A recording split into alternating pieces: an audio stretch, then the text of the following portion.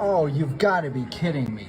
It took me a few tries, but I eventually got him. Hello everybody and welcome back to my YouTube channel. In this video, I will be talking about the brand new film brought to you by Illumination, and that is the Super Mario Galaxy movie. It is a sequel to the adaptation of the world-famous video game series, and it once again stars Chris Pratt as Mario, Charlie Day as Luigi, Anya Taylor-Joy as Princess Peach, and of course Jack Black as Bowser. At the very beginning of the film, a brand new character named Princess Rosalina is kidnapped by Bowser Jr. Now it's up to Mario and the rest of the gang to rescue the princess, who may potentially hold the key to the mysterious past of Princess Peach. Now let me just say right from the get-go that I am a massive fan of the Super Mario Brothers. I grew up playing the games, and every time I think about it, it just gives me a very positive feeling. So when I heard that Universal and Illumination were partnering to create an adaptation of the Super Mario Brothers, I was naturally excited. And when I saw the first movie, I definitely appreciated it for its nostalgia, but I did have a few problems with it, mostly because of the writing. And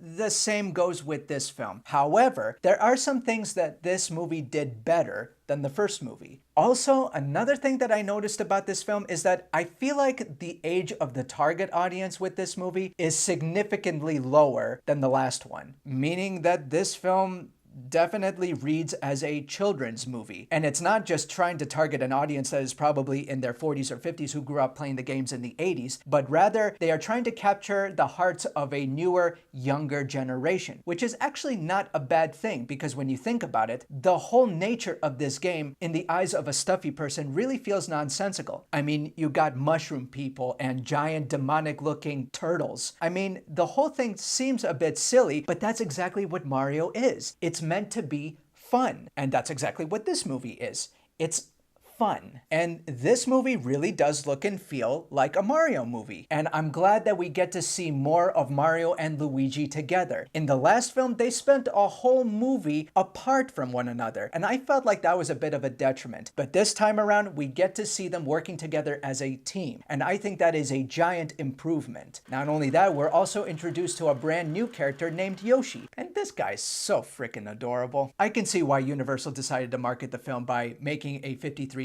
popcorn bucket in his image. But don't worry, I didn't buy it. I'm not that crazy. This is enough for me. I think that Yoshi is probably my favorite part of the whole movie. He steals practically every scene that he is in. And he's not there just to look cute. He does feel like a useful character. And there is also a lot more action in this film. It's fun, it's vibrant, it's exciting, and it's very well animated. Well, actually, the whole movie is well animated. And also, there are far less needle drops in this movie, which I really appreciated. They are relying on the original score rather than planting a bunch of famous 80s songs in random places. And lastly, I feel like the stakes in this movie are a lot higher than the last one. Because in the last movie, the only thing that Bowser had going was that he wanted to marry Princess Peach, and if she doesn't, well, he'll just destroy the entire Mushroom Kingdom. Simple, but kind of lame. But this time around, Bowser and his son are trying to operate a doomsday device, and the only way they can do it is by harnessing the power of Princess Rosalina, which is why they kidnap her in the first place. Now that is more like it. So I think the main conflict in this movie is way better in this one than the last one. And it does feel like Universal and Illumination really took the time to address some of the audience's concerns that they may have gotten from the first Mario movie. However, despite all that, I still feel like the Super Mario Galaxy movie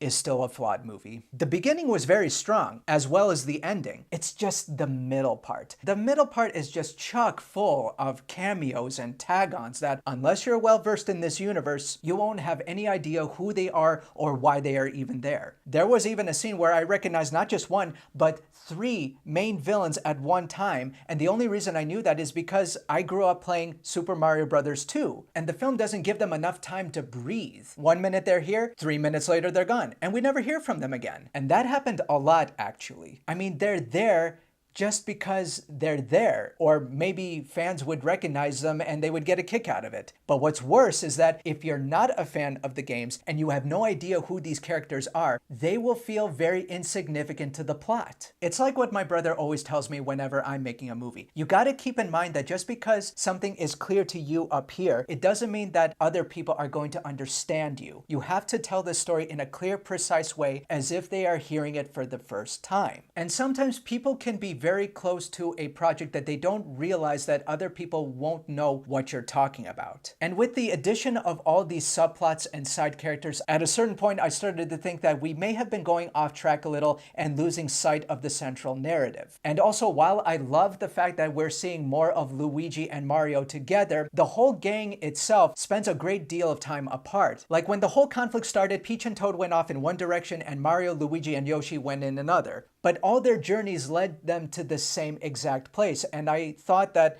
they could have spent the whole movie together. I don't necessarily see why they had to be apart. I'll be lenient, however, because I did realize that Bowser is still a prisoner in Mushroom Kingdom. So when Peach and Toad went off to try to rescue the princess, somebody had to safeguard Bowser, and that job was given to Mario and Luigi. And needless to say, they failed because Bowser and Bowser Jr. ended up reuniting with one another, and actually I really liked their storyline. I also liked the storyline that they gave to Princess Peach as well. And once again, I found myself really enjoying this film despite whatever flaws it may have in its narrative. So like I said, this movie does some things better than its predecessor in terms of animation, the adventure, and giving arcs to characters that we didn't particularly focus too much on in the last round. But despite it being a fast-paced movie, it moves too quickly through a lot of unnecessary tag-ons that slow the plot progression and ultimately adds no significance other than to service the fans, which is really what this film is all about. And from what I've seen, it's pretty darn faithful. I don't know what else you want. So after searching my conscience, I'd say that this movie is on par with the first one. It's a little bit better, but it still makes a lot of the same mistakes for a majority of the movie. But I am looking forward to see what they do next, and trust me,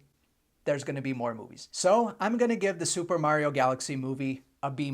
It's the same grade I gave the last movie. Thank you for watching my video, ladies and gentlemen. If you like this video, be sure to subscribe to my channel, and I hope to see you again next time.